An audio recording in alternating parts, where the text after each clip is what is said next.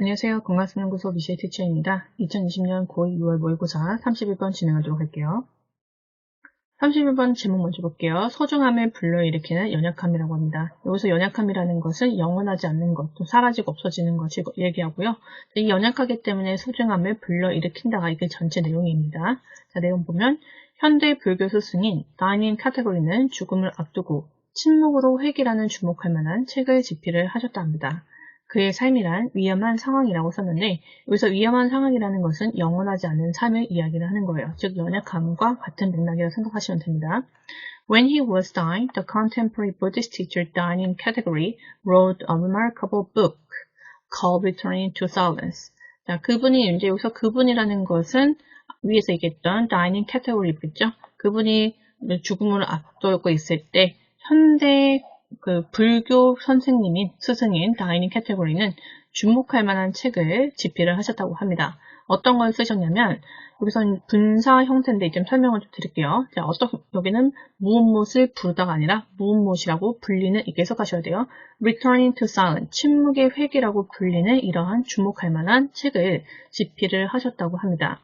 어떤 내용이냐면 Life he wrote is dangerous situation. 자, 여기는 일반적 사실이기 때문에 현재형 씁니다. 과거에 집필을 하셨지만 여기는 일반적 사실이기 때문에 현재 시제에 동사까지 쓰는 거 체크하시고요.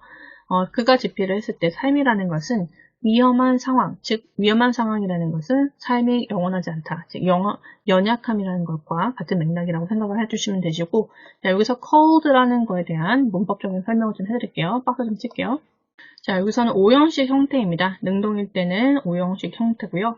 자, 수동 구조일 때는 반드시 앞에 주어로 뭐가 간다? 네, 목적어가 갑니다. 자, 목적어가 앞으로 쭉 가네요. 그럼 얘가 주어 다시라고 말씀을 드리고요. 그 다음에 call이라는 거는 수동 구조니까 be called 되겠죠. 그럼 목적격 보호는 사라지느냐? 아니죠. 그대로 내려오시면 됩니다. 목적격 보호고요.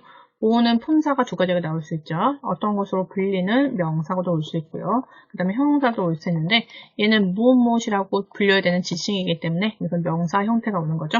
그래서 여기는 returning to silence는 목적격 보호 형태입니다. 그래서 침묵의 회귀라고 부르는 것이 아니라 불리는 이 형태 잘 체크해 주세요. 자, 다시 한번 정리해요. 목적어가 주어로 가고 call은 because가 됩니다. 목적격 보호로 명사 형태이고 무엇이 불리다라고 해석을 해주시면 됩니다. 두 번째는 삶이라는 것은 위험한 상황이다. 연약함에 대한 표현인 거고 일반적 사실이기 때문에 is를 쓰지 was를 쓰면 안 됩니다. 자, 문법적인 거 정리되셨으면 밑에 내려갈게요. 삶을 소중하게 만드는 것은 바로 삶의 취약함이라고 합니다. 그의 글은 자신의 삶이 끝나가고 있다는 바로 그 사실로 채워져 있습니다.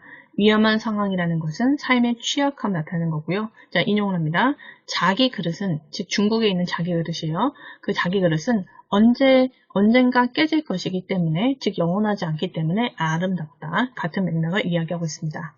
내용 보면 It is the weakness of life that makes it precious. His words are filled with the very fact of his own life passing away. 여기는 이때 강조 용법이에요. 자, 이때 강조 용법 설명 좀 더 할게요. 자, 박스 칠게요. 자, 이때 강조 용법이라는 거는 자, 틀은 it 다음에 is나 word 시제에 맞춰 쓰시면 됩니다. 단수기 때문에 is를 썼겠죠? 그리고 강조하고 싶은 내용, that 뒤에는 나머지를 쓰시면 됩니다. 자, 무슨 얘기냐면 얘를 이렇게 1, 2, 3, 4, 5 이렇게 표시를 해볼게요. 자, 여기서 들어갈 수 없는 거 하나 빼고 나머지는 다 강조할 수 있습니다. 그건 들어갈 수 없는 거는 뭐냐면 결론부터 말씀을 드리면 동사는 서로 충돌이 되기 때문에 동사는 강조할 수가 있다 없다? 없어요. 왜냐면 여기 앞에 있는 is와 was가 충돌이 되죠. 대신에 나머지는 다 강조할 수 있습니다. 주어도 강조할 수 있고요. 목적어, 목적격 보어, 전치사, 명사, 부사 상관없이 다 강조할 수 있고 그리고 강조한 나머지를 뒤에다 써주시면 돼요.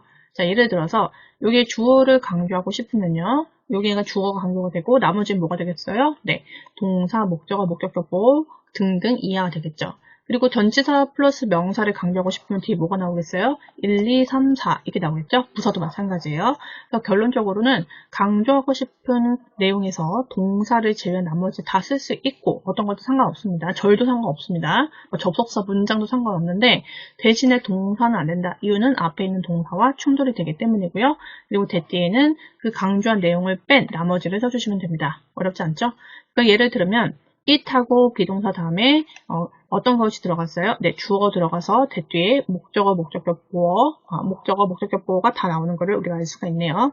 자, 보면 It is the weakness of life. 이게 주어 형태인 거죠. 삶의 weakness.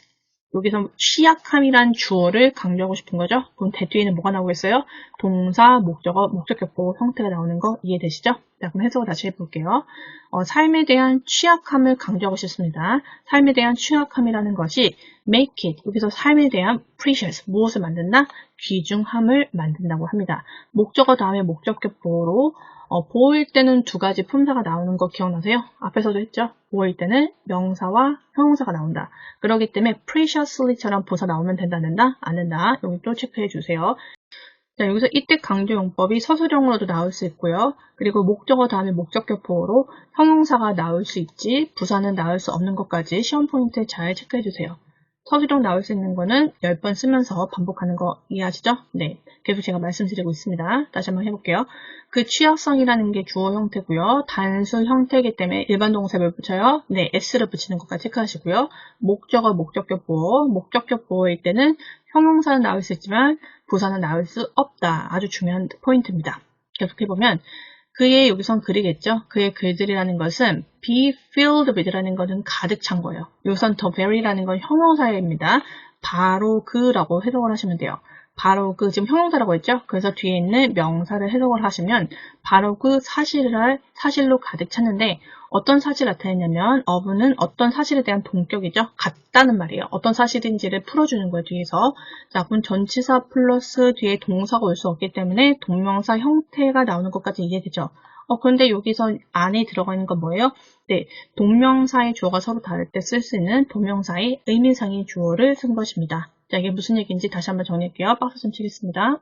의미상의 주어를 쓰는 이유는 서로 주어가 다르기 때문에 씁니다. 어떻다? 네, 주어가 서로 다를 때 쓰는 겁니다. 그럼 동명사와 투부정사에 대한 주어를 쓸 수 있는데 우선 동명사 먼저 말씀을 드릴게요. 동명사의 형태는 거의 시험 포인트로 많이 나오는 거는 앞에 전치사입니다. 근데 여기는 of란 전치사가 나왔기 때문에 of란 예시를 쓸게요. 뭐 on도 상관없고요. in도 상관없어요. 모든 전치사 다 포함이 되고요.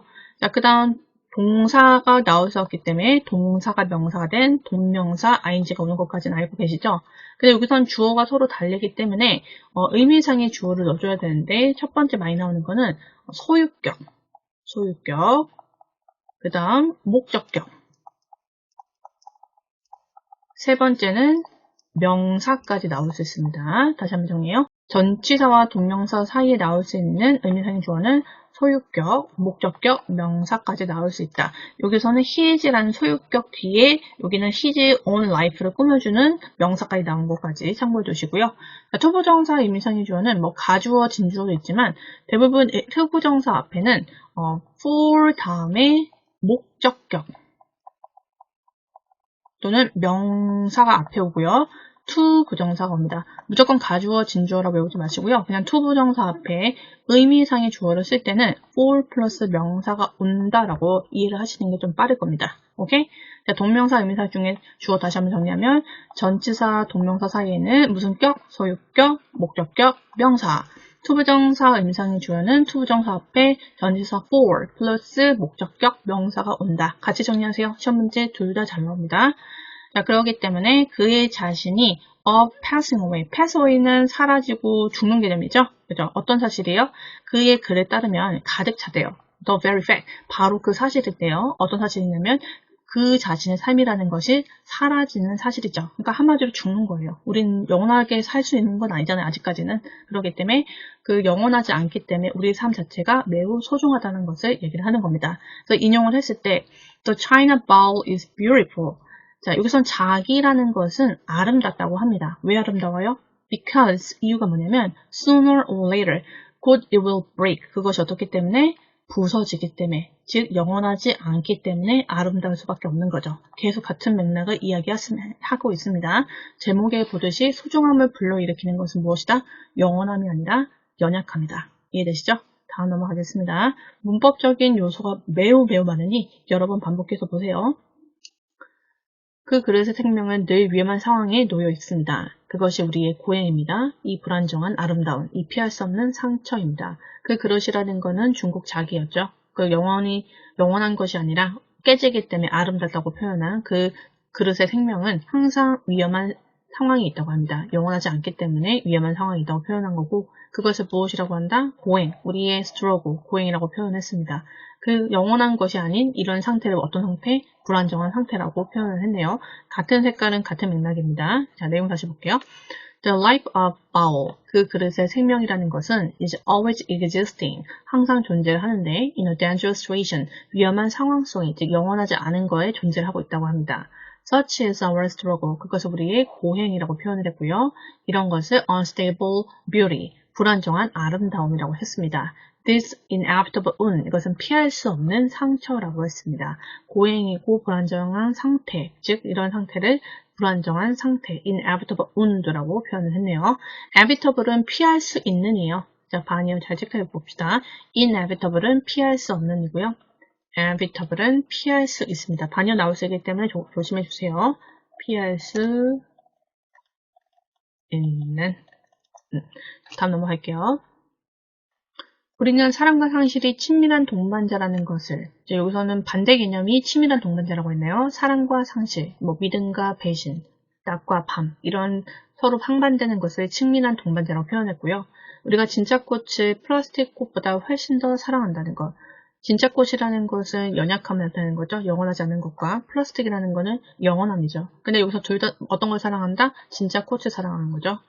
이것을 훨씬 더 사랑을 하고 산 중턱을 가로지르는 한순간만 지속하는 황혼의 색조.